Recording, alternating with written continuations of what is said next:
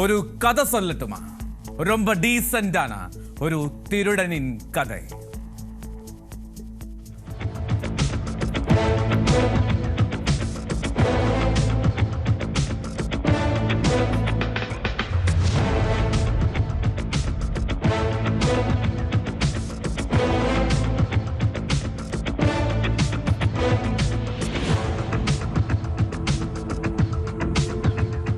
ആളെ കിട്ടിയിട്ടുണ്ട്.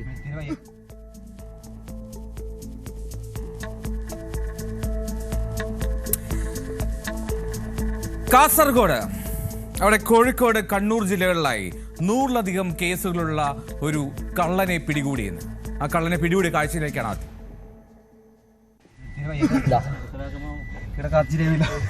ഇതാണ് ആള് തൊരപ്പൻ സന്തോഷ്. പിടിച്ചിട്ടുണ്ട് നമ്മളെ ഇവിടെ മാർക്കറ്റിന്റെ അടുത്ത് നിന്ന്. മാർക്കറ്റല്ല, അവിടുന്ന് കട്ട പൈസ സാർ. അത് മാർക്കറ്റിന്റെ അടുത്ത് നിന്നല്ല, ബിൽ ജംഗ്ഷനിലെ നമ്മളെ സൂപ്പർ മാർക്കറ്റില്ലേ, അവിടുന്ന് ഇവൻ കുറേ കളിപ്പിച്ച് കിട്ടിയോ. സൂപ്പർ മാർക്കറ്റ് ആരുടെന്ന് അറിയില്ല, അസുർബിച്ചാനെന്ന് തോന്നുന്നു. ബിസ്മില്ല അസുർബിച്ചാനെ തോന്നുന്നു. വൈച്ചോട്ടല്ലേ ഇപ്പുറത്തെ കൂട്ടല്ലേ പൊളിച്ചിന്. നമ്മളെ നാട്ടില് മേൽപ്പുറം വന്നിട്ട് തൊരപ്പൻ സന്തോഷ് കക്കാൻ നോക്കിയ ഞമ്മ കാവലുണ്ടോ? ദയോനെന്നെ തൊരപ്പന്. ആഹാ, എന്ത് തല. ഈ കണ്ട ആളാണ് തൊരപ്പൻ സന്തോഷ്. കണ്ണൂർ, കോഴിക്കോട്, കാസർഗോഡ് ജില്ലകളിലെ കടകൾ ഉള്ള വ്യാപാരികൾക്ക് അല്ലെങ്കിൽ മലഞ്ചരക്ക് വ്യാപാരം നടത്തുന്നവർക്ക് തലവേദനയാണ്. പോലീസിന്റെ കാര്യം പിന്നെ പറയുകയേ വേണ്ട. വല്ലാത്ത തലവേദനക്കാരനാണ് ഈ തൊരപ്പൻ സന്തോഷ്. മീശ മാധവനെ പോലെയാണ്. മീശ മാധവൻ സിനിമയിൽ കള്ളൻ മാധവൻ മീശ പിരിച്ചാൽ അവിടെ അന്ന് മോഷണം നടത്തുമെന്നുള്ളതാണല്ലോ, അത് കൊണ്ടുപോകും. അതുപോലെ തന്നെയാണ് ഈ തൊരപ്പൻ സന്തോഷം. പകൽ സമയത്തെത്തി നോട്ടമിടും, ഇന്ന് ഇന്ന കട എന്ന്. ആ കട തീരുമാനിച്ചാൽ കേറിയിരിക്കും തൊരപ്പൻ സന്തോഷ്. എങ്ങനെയാണ് തൊരപ്പൻ സന്തോഷിന്റെ കയറ്റം? അത് കമ്പിപ്പാറ കൊണ്ട് ചുമര് തുറന്നാണ് കയറ്റം. അങ്ങനെ തുറന്ന് മോഷണം നടത്തുന്ന ഒരു സ്റ്റൈല് തന്നെയുണ്ട് മലബാറിൽ, വടക്കൻ കേരളത്തിൽ തൊരപ്പൻ സന്തോഷിന്റെ ഭാഗത്തു നിന്ന്. അത്തരത്തിൽ കമ്പിപ്പാറ കൊണ്ട് തുറന്നു കയറുന്ന കള്ളൻ എന്ന മട്ടിലാണ് സന്തോഷിന് തൊരപ്പൻ സന്തോഷ് എന്നുള്ള പേര് വന്നു വീണത്. പോലീസിന് എല്ലാ കാലത്തും തലവേദന ഉണ്ടാക്കുന്നത് തൊരപ്പൻ സന്തോഷ് ആണെങ്കിൽ പോലും ഇയാൾ ഒരു ക്ലീൻ കള്ളനാണ്. അതെന്താണെന്ന് ഞാൻ വഴിയെ പറഞ്ഞു തരാം. പണം മാത്രമല്ല ഈ തൊരപ്പൻ സന്തോഷിന്റെ ലക്ഷ്യം.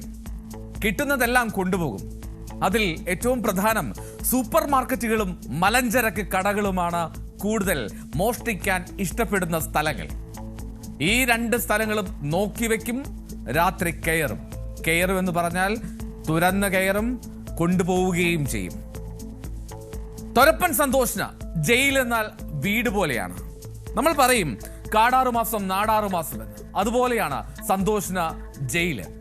കുറച്ചു നാള് ജയിലിൽ കിടന്ന് പുറത്തിറങ്ങിയാൽ, ഒരു മോഷണമൊക്കെ നടത്തി ഒന്ന് സമ്പന്നനായി കഴിഞ്ഞാൽ വീണ്ടും ജയിലിൽ എത്തിയില്ലെങ്കിൽ സന്തോഷിന് ഒരു അസ്വസ്ഥതയാണ്. അപ്പോൾ എന്ത് സംഭവിക്കും? വീണ്ടും ജയിലിലെത്താനുള്ള വഴി നോക്കും.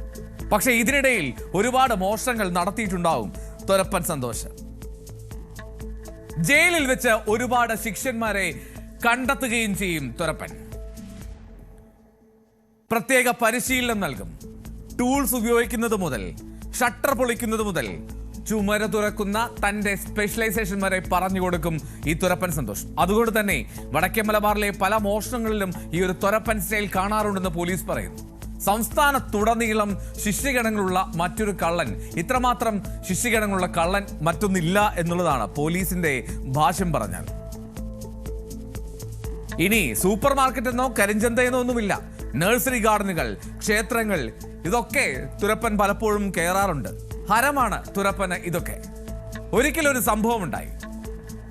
ഒരു നഴ്സറിയിൽ, ചെടികൾ വിൽക്കുന്ന നഴ്സറിയിൽ മോഷ്ടിക്കാൻ കയറി. എന്നിട്ട് അവിടെ നിന്ന് നല്ല നല്ല പൂക്കൾ ഉൾപ്പെടുന്ന ഒരുപാട് ചട്ടികൾ മോഷ്ടിച്ചു. ഗുഡ്സ് ഓട്ടോറിക്ഷയിലാണ് എപ്പോഴും തൊരപ്പൻ സന്തോഷിന്റെ വരവ്. ഈ ഗുഡ്സ് ഓട്ടോറിക്ഷ നിറയെ ചെടികളുമായി ഇയാൾ നേരെ എത്തിയത് കണ്ണൂരിലെ സബ് ജയിലിലേക്കാണ്. സബ് ജയിലിൽ ജയിൽ അധികൃതർക്ക് പൂച്ചെടികൾ നൽകിയ ശേഷം മടങ്ങുകയായിരുന്നു. കവാടത്തിൽ പൂച്ചെടികൾ വെച്ച് തൊരപ്പൻ സന്തോഷ് മടങ്ങി. ഈ തൊരപ്പൻ സന്തോഷ് അന്ന് പറഞ്ഞത്, എന്നെ ഇത്രനാൾ പോറ്റി വളർത്തിയ ജയിൽ അധികൃതർക്ക് ഒരു സമ്മാനം ഇരിക്കട്ടെ എന്നാണ്. ഓർക്കുക, ചെടികൾ മോഷ്ടിച്ച് ജയിലധികൃതർക്ക് നൽകുന്ന ഒരു സൈക്കോ കള്ളൻ. CCTV ഉണ്ടാകും മിക്ക കടകളിലും, പക്ഷേ CCTV ഈ തുരപ്പന് ഒരു പ്രശ്നമേ അല്ല. ഇപ്പോൾ കാണുന്ന പോലെ ഇയാൾ ഈ രൂപത്തിലാണെങ്കിൽ പിന്നീട് ഒരിക്കൽ പൂർണ്ണമായി മൊട്ടയൊക്കെ അടിച്ച് വേറെ രൂപത്തിലായിരിക്കും. ഇന്നിപ്പോൾ പിടിയിലാകുമ്പോൾ അയാൾ പൂർണ്ണമായി മൊട്ടയടിച്ച് ക്ലീൻ ഷേവ് ചെയ്ത മട്ടിലാണ്. അത്തരത്തിൽ രൂപം മാറി വേഷം മാറി വരും. ഇനി ആദ്യം തന്നെ CCTV മോഷ്ടിക്കുക എന്നുള്ളതാണ് ഇയാളുടെ പ്രധാന പരിപാടി. അപ്പോൾ CCTVയിൽ നിന്നുള്ളൊരു തുമ്പ് പോലീസിന് ലഭിക്കുകയുമില്ല. ഇനി പിടിയിലായ എന്ന് കരുതുക. ഇപ്പോൾ പിടിയിലായല്ലോ, പിടിയിലായി അകത്തു പോകും. പക്ഷേ ജാമ്യം കിട്ടുമല്ലോ. ജാമ്യം കിട്ടി പുറത്തിറങ്ങിയാൽ എന്താണ്? ഒരു മോശം നടത്തിയേ പറ്റൂ സന്തോഷിന്. അങ്ങനെ തുറന്ന് സന്തോഷ് മറ്റൊരു മോഷണത്തിലേക്ക് പോകും. അങ്ങനെ ഞാൻ പറഞ്ഞതുപോലെ പണം തന്നെ വേണമെന്ന് നിർബന്ധമൊന്നുമില്ല. എന്ത് കിട്ടിയാലും സന്തോഷം എടുക്കും, സന്തോഷത്തോടെ. പിടികൂടുകയാണെങ്കിൽ പോലീസുമായി പൂർണ്ണമായും സഹകരിക്കുന്നതാണ് സന്തോഷിന്റെ രീതി. തെളിവെടുപ്പിനൊക്കെ കൊണ്ടുപോയാൽ എല്ലാം തുറന്നു പറയും.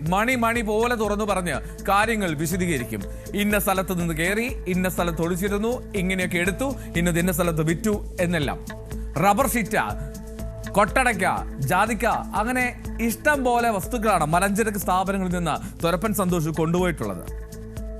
1-2 ആഴ്ചയ്ക്കുള്ളിൽ മോഷണം നടത്തണമെന്നുള്ളതാണ് ജാമ്യത്തിലിറങ്ങിയാൽ ഈ തുരപ്പൻ സന്തോഷിന്റെ പ്രധാന ലക്ഷ്യം. ഇനി എങ്ങനെയാണ് ഇത്തവണ കാസർഗോഡ് നിന്ന് ഇയാൾ പിടിയിലായത്? കാസർഗോഡ് മേൽപ്പറമ്പിലെ ഒരു സൂപ്പർ മാർക്കറ്റാണ് സംഭവ സ്ഥലം. പതിവ് പോലെ ഗുഡ്സ് ഓട്ടോയിൽ മേൽപ്പറമ്പിലേക്ക് പകൽ സമയത്ത് തുരപ്പൻ സന്തോഷ് എത്തുകയാണ്. പകൽ സമയത്തെത്തി ഈ സൂപ്പർ മാർക്കറ്റ് കണ്ടുവച്ചു. രാത്രി ഏതാണ്ട് 9 മണിയോടുകൂടി സൂപ്പർ മാർക്കറ്റ് പരിസരത്തേക്ക് തുരപ്പൻ സന്തോഷ് എത്തുകയാണ്. തൊട്ടടുത്ത് ഒരു കുറ്റിക്കാടുണ്ട്. ആ കുറ്റിക്കാട്ടിൽ പതുങ്ങിയിരുന്ന് 11 മണി വരെ കാത്തിരുന്നു. അതിനുശേഷം 1 മണിക്ക് പുറത്തേക്ക് ഇറങ്ങുന്നു. 1 മണിക്ക് പുറത്തേക്ക് ഇറങ്ങി കമ്പിപ്പാര ഉപയോഗിച്ച് സൂപ്പർ മാർക്കറ്റിന്റെ പിറകുവശത്തെ ആ ഭിത്തി തുറന്ന തുരപ്പൻ സന്തോഷ് അകത്ത് കയറി. പതിവ് പോലെ തന്നെ നേരെ ക്യാഷ് കൗണ്ടറിലെത്തി. അവിടെ നിന്ന് 3000 രൂപ നേരെ പൊക്കി. 3000 രൂപ പൊക്കിയ ശേഷം ഒരു ട്വിസ്റ്റ് സംഭവിക്കുകയാണ്. പിന്നീട് അതിനകത്ത് മോഷണം നടത്തുന്നതിനിടയിൽ പുറത്ത് മറ്റൊരു കാര്യം സംഭവിക്കുന്നുണ്ടായിരുന്നു. ഈ സൂപ്പർ മാർക്കറ്റിന് മുന്നിൽ കുറച്ച് ചെറുപ്പക്കാർ 3-4 ബൈക്ക് പാർക്ക് ചെയ്തിരുന്നു. രാത്രി ഈ തുരപ്പൻ ഉള്ളിൽ മോഷണം നടത്തുന്ന സമയത്താണ് ഇവർ ആ ബൈക്ക് വീണ്ടും എടുക്കാൻ വരുന്നത്. ബൈക്ക് എടുക്കാൻ വന്നപ്പോൾ അടഞ്ഞു കിടക്കുന്ന സൂപ്പർ മാർക്കറ്റിനുള്ളിൽ, ലൈറ്റ് ഇല്ലാത്ത സൂപ്പർ മാർക്കറ്റിനുള്ളിൽ എന്തൊക്കെയോ ശബ്ദങ്ങൾ കേൾക്കുന്നു. അവിടെ കാര്യമായി എന്തോ നടക്കുന്നുണ്ടെന്ന് ഏറെക്കുറെ ബോധ്യപ്പെട്ടു ഈ ചെറുപ്പക്കാർക്ക്. ചെറുപ്പക്കാരെന്ത് ചെയ്തു? അപ്പോൾ തന്നെ നാട്ടുകാരെ വിളിച്ചു കൂട്ടുകയാണ്.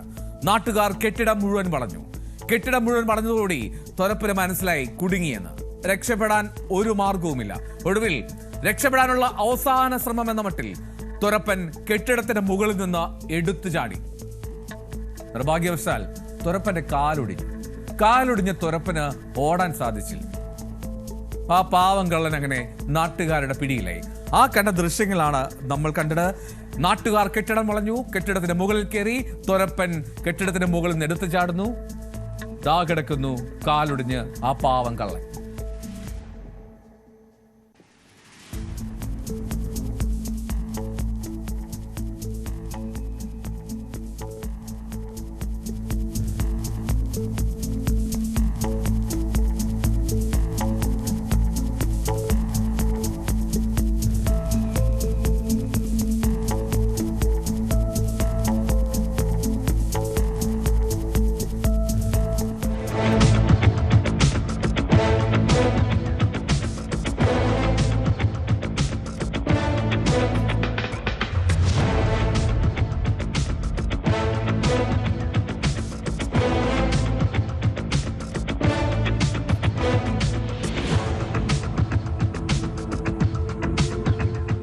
ആളെ കിട്ടിയിട്ടുണ്ട്. ഇതാണ് ആള്, തുരപ്പൻ സന്തോഷ്. പിടിച്ചിട്ടുണ്ട് നമ്മളെ ഇവിടെ മാർക്കറ്റിന്റെ അടുത്ത് നിന്ന്. മാർക്കറ്റല്ല, അവിടുന്ന് കട്ട പൈസ സാർ. അത് മാർക്കറ്റിന്റെ അടുത്ത് നിന്നല്ല, എന്ത് മിൽ ജംഗ്ഷനിലെ നമ്മളെ സൂപ്പർ മാർക്കറ്റില്ലേ, അവിടുന്ന് ഇവൻ കുറേ കളിപ്പിച്ച് കിട്ടിയോ. സൂപ്പർ മാർക്കറ്റ് ആരുതെന്ന് അറിയില്ല, അസുർബിച്ചാനെന്ന് തോന്നുന്നു. ബിസ്മില്ല അസുർബിച്ചാനെ തോന്നുന്നു. വൈച്ചോട്ടല്ലേ ഇപ്പുറത്തെ കൂട്ടല്ലേ പൊളിച്ചിന്. നമ്മളെ നാട്ടില് മേൽപ്പുറം വന്നിട്ട് തുരപ്പൻ സന്തോഷ് കക്കാൻ നോക്കിയ. ഞമ്മ കാവലുണ്ടോ? ദയോൻ തന്നെ തുരപ്പന് ആഹാ എന്ത് തല.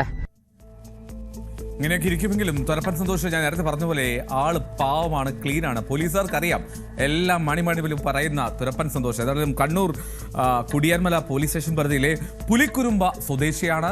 കള്ളനെ ന്യായീകരിക്കരുത് ഒരിക്കലും, പക്ഷേ തുരപ്പൻ ഇനി പുറത്തിറങ്ങിയാൽ വീണ്ടും തലവേദനയാകും പോലീസിന് എന്നുള്ള കാര്യത്തിൽ സംശയമില്ല.